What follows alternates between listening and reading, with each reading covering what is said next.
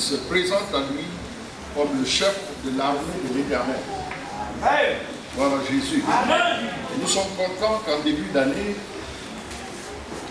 celui qui est considéré comme une théophanie, une apparition du Christ, avant son incarnation dans le sein de Marie, eh bien, nous parle à nous aussi.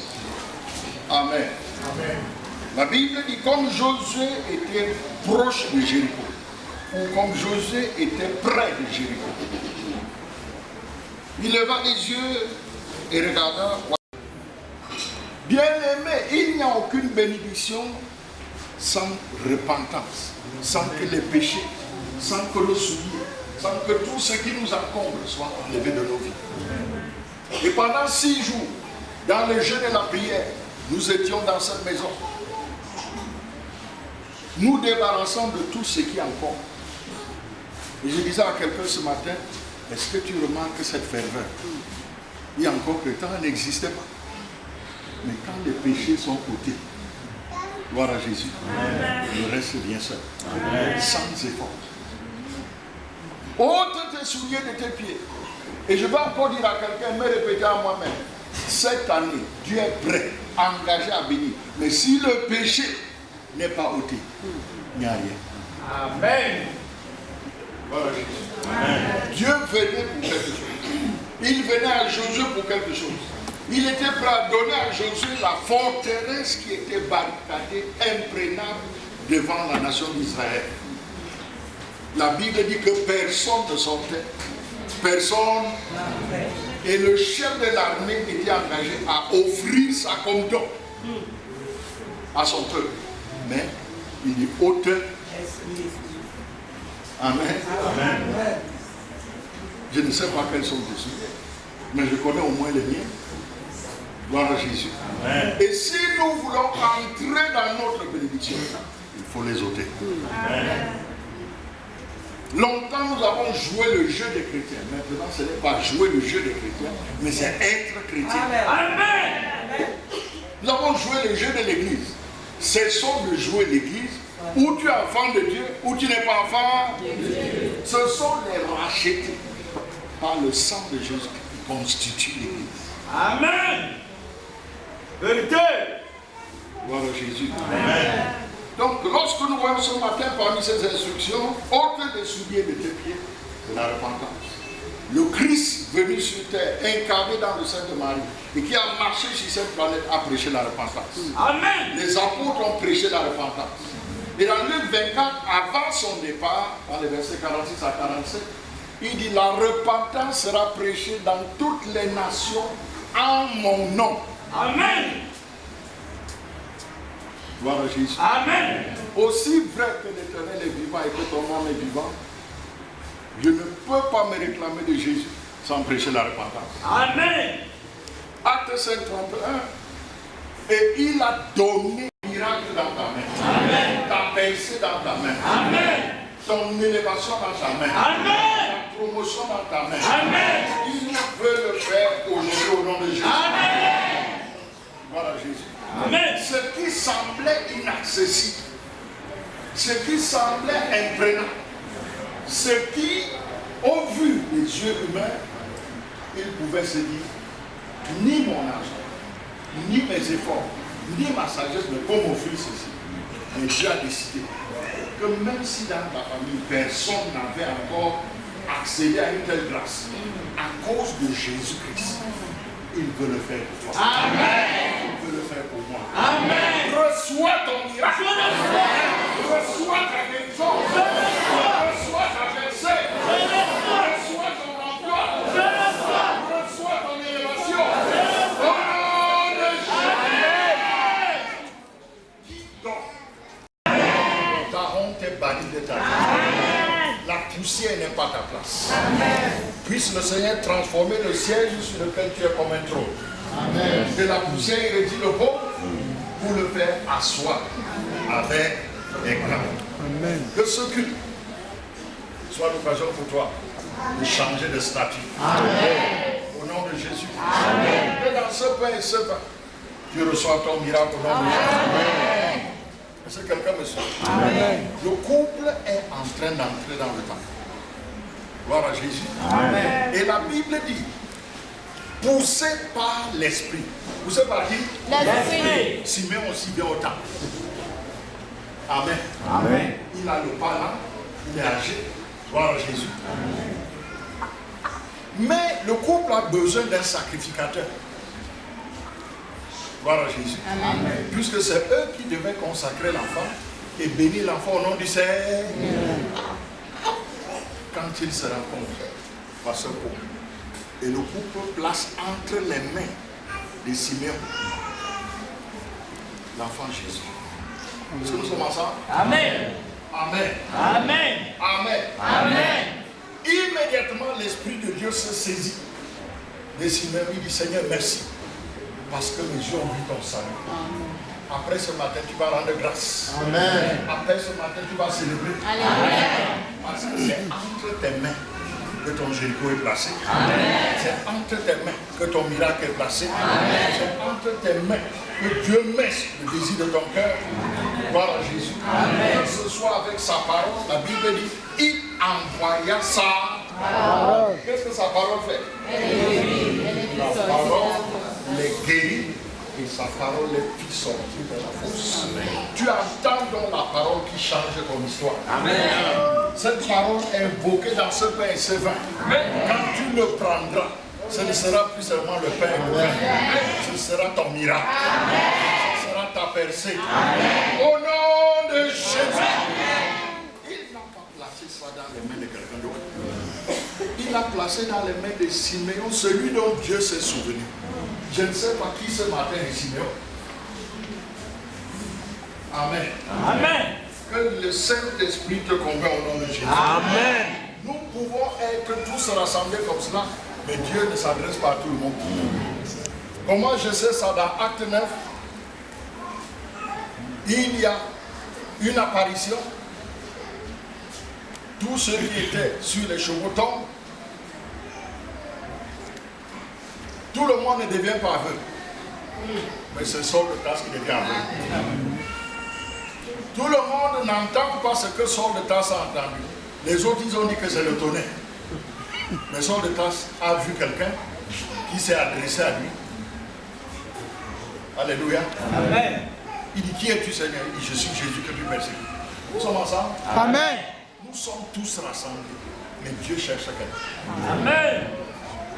Dieu est engagé à changer l'histoire. Amen. Radicalement, totalement. Amen. Au nom de Jésus. Amen. Dieu ce matin a vu la souffrance de quelqu'un. Amen. Et il veut mettre fin à cette souffrance. Amen. Je ne sais pas qui est concerné, mais si tu t'approches de cette âme, c'est pour recevoir ton miracle. Amen. Si tu entends cette parole, car la foi vient de ce que l'on entend, c'est pour que tu sortes de ta fosse. Amen. Tout est possible pour celui qui croit. Alléluia. Amen. Ainsi, on peut dire que le hasard a conduit, et moi je ne crois pas au hasard, car les pas du juste sont ordonnés par l'Éternel. C'est ainsi que le couple, Joseph et Marie, entrent au moment où Simeon aussi entre. Simeon est poussé par l'Éternel. Les autres veulent accomplir la loi. Il y a plusieurs sacrificateurs, mais c'est entre ses mains qu'on dépose l'enfant. S'obtient par la foi. La délivrance s'obtient par la foi. Ton miracle s'obtient par la foi. Ton statut peut changer par la foi. Et le pasteur Paul est prêt à prier. Mais si tu étais encore assis, ce jour, c'est ton jour au nom de Jésus. Je me suis adressé à quelqu'un comme ça. Je passais mon temps à dire, peut-être que le Seigneur t'appelle. Tu es au dernier tournant. Tu as tenté peut-être de te suicider. Je ne savais pas qu'en pointant le doigt, je pointais le doigt sur la personne qui justement avait décidé de se suicider. L'arrivée de sa camarade a fait que le javel et la mixture qu'elle avait apprêtée, elle a caché juste dans l'évier. Comment il peut savoir que j'ai cherché à me suicider. Je ne le sais pas, mais Dieu le sait. Ce démon de suicide te hante. Peut-être tu as tenté une fois, tu as tenté 2 fois. La 3e fois, si tu ne donnes pas ta vie à Jésus aujourd'hui, sera peut-être le chaos. Ce matin, Dieu t'interpelle. Le pasteur va prendre la parole, mais je t'encourage de te joindre à ceux qui sont ici. Je ne connais pas tout de ce qui te concerne, je suis un mortel comme tous les autres, mais Dieu te connaît. Et il utilise toujours un canal lui-même pour le faire. Et ce matin, pour mettre fin à ta tyrannie, il veut utiliser quelqu'un. Amen. Parle à ton Dieu. Parle à ton Dieu maintenant. Approchez, donnez la possibilité aux autres de vous prendre.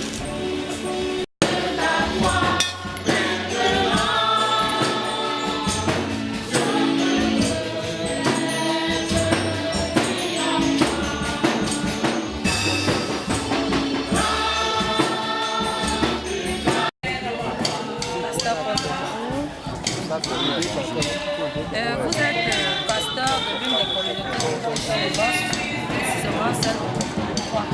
Nous venons d'assister là à un culte d'action de grâce. Quelles sont vos impressions par rapport à ce culte? Oui, nous sommes venus dans la grande famille de l'Église de Los pour ce premier culte de l'année 2018. Dis merci, non seulement pour l'année qui est passée, et en même temps dire merci à notre Créateur pour la nouvelle année qu'il vient de nous accorder, surtout que nous avons l'assurance et la garantie que nous allons l'acheter avec lui. Et pasteur, par rapport à ce culte, est-ce que vous avez reçu de ce culte, durant ce culte, une parole quelconque, une prophétie que vous pouvez transmettre au peuple de Dieu qui va vous écouter? Oui, nous nous réjouissons de cette parole qui a été tirée du livre de Josué. Josué fait la rencontre de l'ange et Josué faisant face à l'impossibilité de prendre Jéricho, qui était une ville suffisamment fortifiée et qui traduit les impossibilités et les limites humaines que nous rencontrons, que nous les contemporains d'aujourd'hui. Nous croyons aussi qu'en ayant Dieu pour partenaire, tout ce qui nous semble impossible aujourd'hui, nous pouvons le rendre possible. Et je crois que c'est une parole qui a été relâchée. Par la foi, nous croyons qu'en cette année 2018, nous pourrons également prendre possession de tous les territoires fortifiés et de toutes les impossibilités qui ont été l'année écoulée pour nous.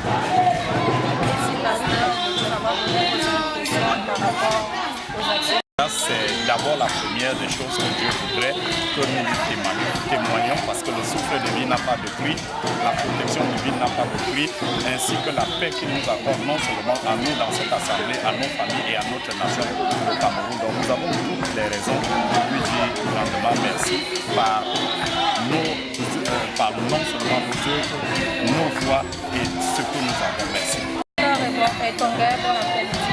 Merci, bon après-midi. Le pasteur, nous venons de suivre tout à l'heure l'homme de Dieu, le leader de cette église, nous a fait part d'une promotion à votre égard. Il s'agit de quoi exactement?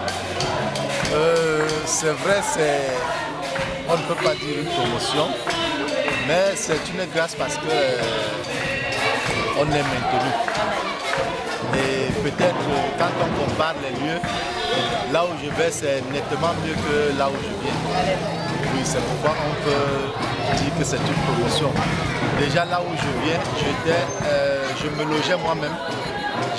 J'utilisais mon propre véhicule. Par contre, maintenant, Dieu a fait grâce. Je suis logé par l'État. J'ai un véhicule et j'ai un chauffeur. Déjà, c'est une très grande différence. Mais pasteur, beaucoup disent que ceux qui servent Dieu sont des démunis, sont des ratés dans la vie. Ils proclament la parole de Dieu parce qu'ils cherchent le pain quotidien. Mais vous, qui êtes serviteurs de Dieu, en même temps, serviteurs dans cette nation, qu'est-ce que vous pouvez dire à ceux-là qui pensent que c'est des ratés qui sont des pasteurs? Je crois, pour commencer, notre Dieu est un Dieu de richesse. Quand on vous donne la description du paradis, je crois que ce n'est pas un lieu de pauvreté. Et notre Dieu, c'est lui qui détient tout l'or du monde. C'est la Bible qui nous dit, je n'invente pas. Tout l'or du monde et tout l'argent, tout le travail. Donc, il est hors de question que nous venions servir l'Éternel dans la pauvreté. Lui-même, il nous dit d'être béni. Quand il parle de bénédiction, c'est financière, c'est matériel, c'est spirituel, c'est moral, c'est physique. Donc c'est une bénédiction générale. On ne saurait assimiler cela à une pauvreté. Ceux qui parlent que ne servent Dieu que ceux qui ont tout perdu, qui sont pauvres, c'est ceux qui dans leur tête ont tout perdu et veulent faire croire aux autres qu'ils ont perdu parce qu'ils suivent Dieu. Le véritable Dieu nous donne la bénédiction. Et une bénédiction qui ne souffre d'aucun chagrin. Vous comprenez? Je crois que la Bible nous dit tout cela. Et toute personne qui est appelée à servir Dieu est appelée à vivre dans, comment je peux dire, l'opulence. C'est-à-dire avoir tout à sa portée et comme il voudrait. Parce que c'est son Père qui détient toutes ces choses. Donc en levant ces préjugés dans la tête, vous allez même voir certains de l'autre côté qui disent que on vit dans la chasteté, on sert Dieu dans la pauvreté. Regardez au fond, ils cachent beaucoup de richesses, abondamment de richesses même, mais veulent faire croire aux autres qu'ils sont démunis. Mais Dieu nous demande de vivre dans l'abondance, de vivre dans la richesse, de le servir avec tous nos biens même déjà. Il ne saurait nous dire « servez-moi avec vos biens » pendant que vous n'avez pas de biens. Donc quand il vous dit « servez-moi avec tous vos biens », c'est qu'il vous donne la possibilité d'avoir tous ces moyens, toutes ces richesses. Oui, pasteur, et vos impressions par rapport à ce culte de célébration qui vient de s'achever? Oui, nous avons terminé une année, je crois, sans problème aucun. Et il est de bon ton qu'en fin d'année, qu'il y ait ce genre de culte. Déjà, il y a eu une semaine de... comment je peux dire, une semaine où chacun s'est remis en question, chacun a enlevé ses souliers, comme le pasteur l'a dit tout à l'heure, c'est-à-dire enlever ses péchés et se remettre à Dieu, parce qu'il ne saurait avoir de bénédiction dans le péché. Et je crois que ce culte d'aujourd'hui reflète bien tout ce qui s'est passé, c'est-à-dire Dieu a accepté tous les péchés que chacun a déposés à ses pieds et il a redonné pour une nouvelle année beaucoup de grâce et en abondance à chacun. Vous-même, vous avez vu tout à l'heure ce que le culte a reflété. Sans qu'il y ait même des positions de main, il y a eu la réaction de l'Esprit Saint de Dieu dans la salle. Il y a eu beaucoup d'offrandes, d'actions de grâce. Vous savez que même si c'est vous, quand vous faites quelque chose, un cadeau à votre enfant, vous attendez au moins un merci. Et ce culte d'aujourd'hui était basé sur ce merci que nous sommes venus donner au Seigneur pour lui dire que nous sommes reconnaissants à son égard pour tout ce qu'il a fait pour nous tout au long de l'année 2017. Et je crois qu'avec ça, quand on dit le jargon, notre jargon qui dit que qui dit merci demande encore plus, c'est que nous demandons encore à Dieu pour la nouvelle année 2018 de nous garder, de nous bénir, de nous protéger. Et je crois que tout chez lui est grâce et il nous donnera en abondance. Oui, pasteur, ceux qui vous écoutent en tant que c'est que la grâce de Dieu qui surabonde descende dans la vie de tout un chacun ici présent dans cette église aujourd'hui et que cela impacte même les différentes familles, tout membre d'une famille qui est ici, que cela impacte sa famille au nom de Jésus-Christ.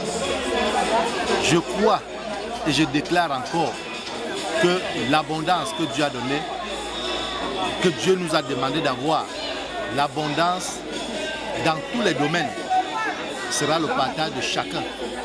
Tout à l'heure, on a demandé au peuple de prier pour moi, de rendre grâce au Seigneur pour moi.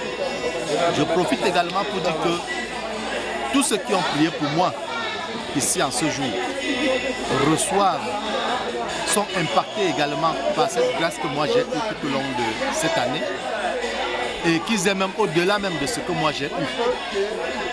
Donc je les remets au Seigneur et le Seigneur qui est merveilleux, je crois qu'il nous écoute en ce moment et il leur donnera plus que ce que je pense. Amen. Amen.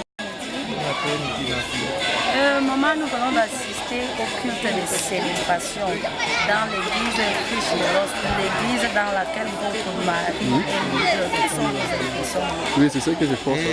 J'ai des impressions de joie parce que non seulement le Seigneur nous donne une année de plus, mais il est merveilleux d'avoir le mouvement de Dieu à l'église. Et nous avons vu la présence de Dieu et nous sommes fiers de ce que nous avons été touchés une fois de plus. Et nous croyons que nous commençons bien avec Dieu.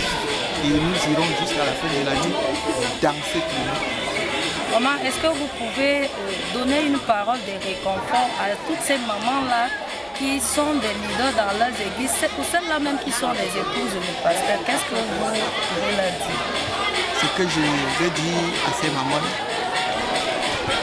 c'est que derrière un homme, il y a une grande femme. Et que les mamans se lèvent pour soutenir leur mari dans l'œuvre à laquelle Dieu nous a mis.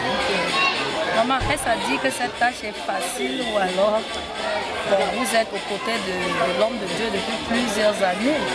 Dites-nous un peu quelles ont été vos difficultés. Non, on ne peut pas dire que c'est facile. C'est tellement difficile.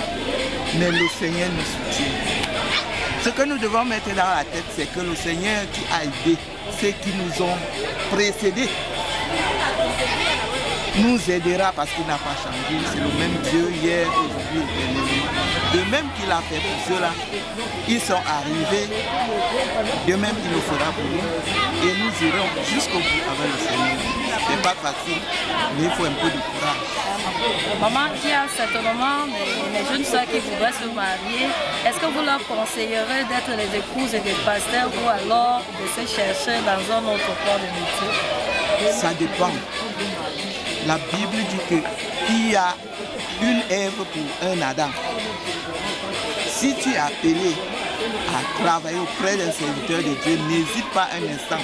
C'est difficile, mais avec la grâce de Dieu, tout ira bien. Aussi longtemps que tu es l'os de ce serviteur de Dieu, il n'y aura pas de problème. Le Seigneur vous soutiendra. Il ne faut pas chercher ça et là. Il faut rechercher la volonté de Dieu. Si longtemps que celui-là, malgré les difficultés que les serviteurs de Dieu connaît, tu t'accroches à lui.